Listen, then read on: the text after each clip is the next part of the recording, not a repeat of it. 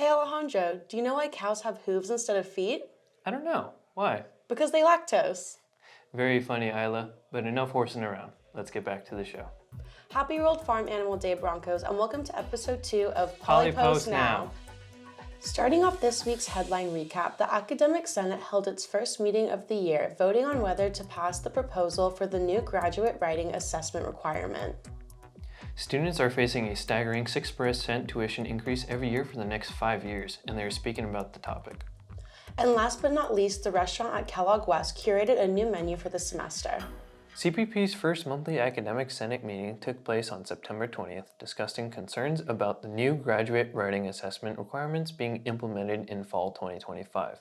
Starting next year, students will no longer need to take a test to satisfy the requirements, but instead take a 3-unit writing intensive course that demonstrates adequate writing skills throughout a semester. Students are welcome to join in and voice out their concerns at the Senate's next meeting on October 18th in Building 98, room P207 from 3 to 5 p.m.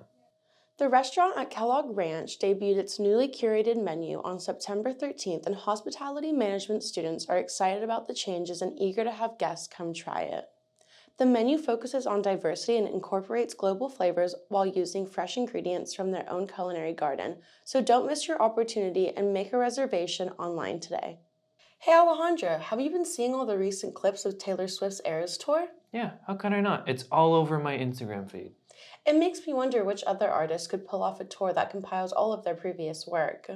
Well, there's only one way to find out. Here's Tyrie, Gwen, and Noel asking CPP students which musician should jump on the Eras Tour bandwagon.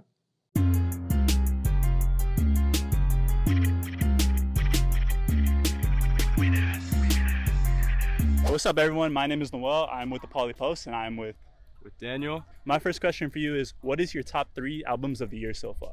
Probably Utopia, 22 Joey, Summer's Mine. What is your favorite artist of the year so far? Lil Uzi Vert. The Uzi can't miss you. What's one thing about Uzi you feel makes him stand out compared to other artists? Just everything. Everything? Happiness, personality. The shoulder roll, the vibes, everything? Hi, this is Gwen with the Polypost. You guys know the Taylor Swift Eras Tour is going on right now. What artists do you feel like could pull off a similar kind of style tour? Maybe Justin Bieber.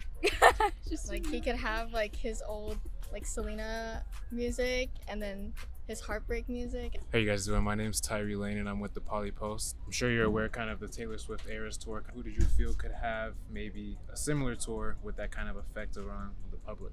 I would definitely have to say a band maybe like Slipknot, because I don't listen to much of their music, but one of my friends, he loves Slipknot, and he's shown me some of their live music, and it just looks like it would be amazing to be there.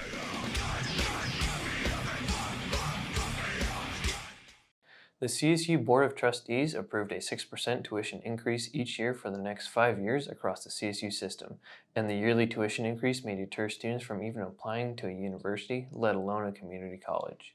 Students across the campus are outraged by this decision, with many protesting in front of the university quad, wondering how this decision was even approved and why they're having to pay more money out of pocket for the years to come.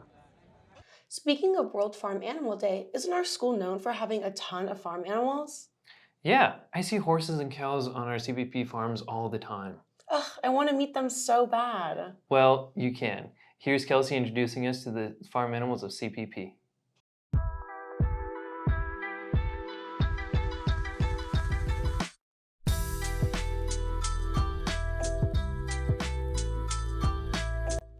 Welcome to Cal Poly Pomona, where the bond between students and animals runs deep. Cal Poly Pomona's campus is a unique blend of academia and agriculture, where students have the incredible opportunity to interact with all types of animals on a daily basis. With the stables raising our prize Arabian horses, the beef unit raising our cows, and the swine unit raising both plants and animals. Students here at the cattle unit, a couple ways of them getting involved is through classes in the Animal Veterinary Science Department and the Animal Health Science Department. So there's about 6 to 10 classes that classes come out here, and then the students are actually working hand in hand with the animals. And then we also have student live-ins that live here on campus, and then they also help with the care and maintenance of the animals. The beef unit at Cal Poly Pomona is not just about livestock, it's also a hub for sustainable agriculture. So our farm animals are based on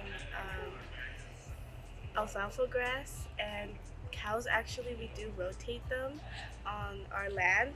There's like land by Mount Sac, so we rotate them and they eat like the weeds and stuff. So I think that's pretty cool. So they keep our environment clean. They also contribute to our food. Cal Poly Pomona's swine and beef units aren't just facilities, they're living legacies of our commitment to agriculture and animal husbandry. So our facilities were actually constructed in the 70s, and since then, with our agriculture science department, right, we have continued and growing, and it really wouldn't be possible without any of the students on hand. Our agricultural heritage rides on thanks to the enduring presence of these magnificent creatures. And this is all with, being in a very local urban area, it's not very easy to find livestock opportunities for them to have that experience, right? So we depend on those classes and those students to help. At Cal Poly Pomona, we understand that the importance of animals on campus goes beyond textbooks. It's a part of our DNA. Thanks for watching. On September 18th, ASI raced to the esports scene with their first Mario Kart tournament in the games room, where students competed for a chance to win Bronco bucks, and Alejandro is here to tell us more.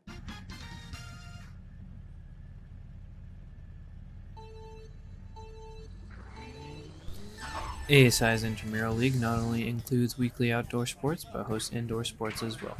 This week, ASI hosted a Mario Kart tournament in the game room. The winner of this tournament will get 25 Bronco bucks, and I think we had about 25 people show out. So it's a lot of people, only one person gets 25 Bronco bucks. ASI not only holds competitions to showcase student skills and reward them with prizes, but ASI hosts the competitions to build a community in the busy commuter campus. Students not only compete in these competitions, but also take the time just to watch the events. It's pretty cool, pretty fun. I like how it's sort of a chill, kind of laid-back environment. I've just been able to hang out with other Nintendo fans, have some conversations. I saw a friend from my dorm here earlier, so it's just a very friendly, welcoming environment for other fans of Mario Kart. Although things at the event are fun and welcoming, things really heat up when in the driver's seat mid-race. Here is the winner of this semester's Mario Kart tournament. So right now I feel a little bit nervous, kind of shaky, because I've never won a tournament ever in my life, and my competitors were actually really good. I had some pretty good competitors, and all rivals were actually pretty amazing. So that's all I have to say. With a fierce competition and love of the game, some students leave with new friendships and desire for more events. I was having fun because I just met all of these people and I already connected with them. I'm here post Mario Kart 8 tournament here at the BAC in the games room. This year was a large turnout of competitors and spectators here at the event. There was about 9 more competitors this year over last year, and everyone who competed in the event enjoyed it very much. I think events like this allowed me to connect with more gamers, common interests. I wasn't expecting so many people with the same interests in one place. And most of them plan on going to the next event that ASI is hosting here in the games room, which is the Smash Bros tournament on October 18th.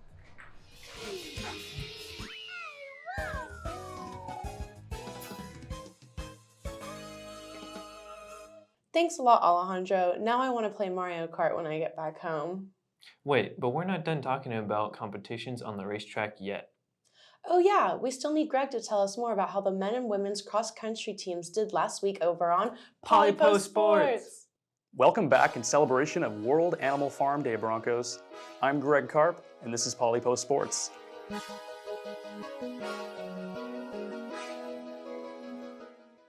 Kicking off the week with the women's volleyball team grabbing a 3-set sweep on Friday, September 22nd against Cal State LA. The next day, CPP took on Dominguez Hill for their 8th straight win and earned top spot in the CCAA standings, with Samantha Champion leading the Broncos with 15 kills and a whopping 31 assists from Katie Mueller to secure the 25-13 victory for the Broncos. They excel 10-1 in season and 3-0 in conference action to extend a 7th straight match winning streak. The women's cross-country team placed 4th in the Cougar Challenge Women's 6K at San Marcos on Saturday, September 23rd, as runner Alondra Arias came in 17th in time 21 minutes and 46 seconds. The men's cross-country team placed second in the 2023 Cougar Challenge men's 8K at San Marcos on September 23rd, with runner Daniel Echeveste coming in third and timing 24 minutes and 48 seconds. Today, we're here with Daniel Echeveste to talk more about the meet. Daniel, thank you for coming on. Yeah, thank you for having me. How were the first two meets of the season at Fresno and Riverside? They were good. The first one in Fresno was definitely a good test for us. We had a nicely ranked 6th in the region FPU there. Handled them pretty well, won the meet overall, and 2 weeks later we went down to Riverside, had the UCR invite. A lot more tougher competition there, a couple D1 schools. Our main competitor was APU. They took it to us, got the better of us, but we know what we need to do to get better. Excellent. You led the Broncos in first place overall at the Seawolf invite and at UC Riverside. How challenging was it entering second overall at Fresno? It's definitely tough because you're leading your team now. You're not just someone that's following a pack. You're trying to bring them along with you, trying to just be together the whole time. One of our main mottos this year is be the stampede, be there. And as the #1 guy so far this season, that's a challenge you have to do. You have to bring your teammates along with you. Fantastic. Your team's hard work has ranked them 4th in the NCAA Division II Western Region. What goes into earning a top 5 spot in the Western Regional Division? Definitely our hard work brings us there. Normally we like to be there in the top 5. In order to make it to nationals, you have to be the top 3 at West Regionals. So being at 4 doesn't put us an automatic entry into the nationals.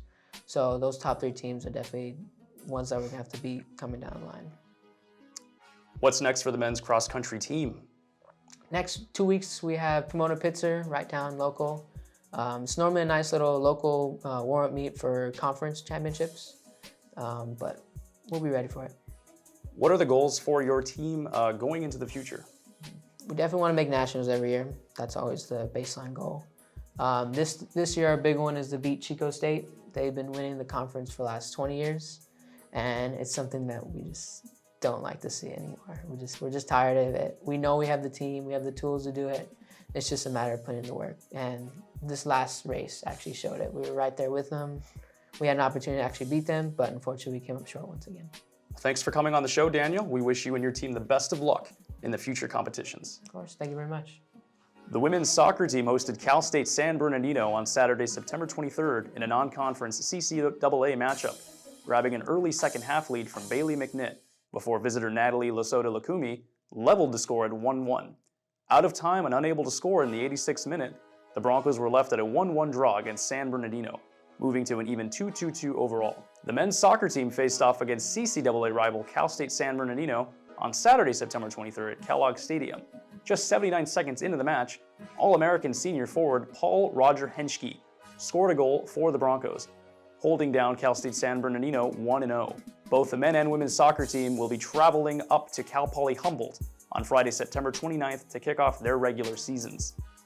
And finally, the women's volleyball team is looking to maintain their momentum with upcoming games against Stanislaus State on Friday, September 29th, and then Cal State Dominguez Hills on Saturday, September 30th from Kellogg Arena. That is all for Polypost Sports today. Make sure to stay tuned for more Polypost Sports content and keep up with all things Broncos sports at broncoathletic.com, where they stream games on the CCAA network. But for now, this has been Greg Karp. And now back to the anchors.